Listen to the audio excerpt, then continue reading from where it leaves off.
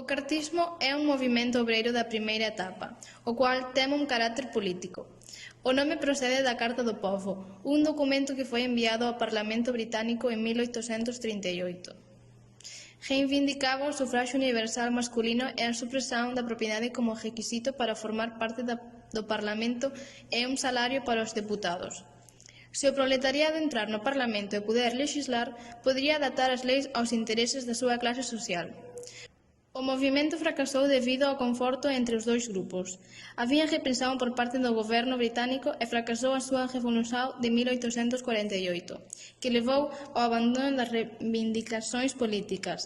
A pesar do fracaso, xurdiran cambios, promulgaran unha lei de 10 horas e prohibiran o traballo para menores de 10 anos.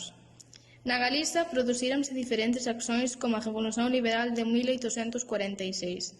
Esta foi liderada polo comandante Solís, a cual foi impulsada pela escritora e aristócrata galega Juana de Vega. Finalmente, o 15 de abril constituíra a Xunta Superior do Reino da Galiza. Depois serán axustizados o 28 de abril, coñecidos como mártires de Cagal, e os que Eduardo Pondal homenaxeará no Banquete Democrático de Conxo. Depois desta acción surxiu en 1847 a Revolta de Mulleres Galegas.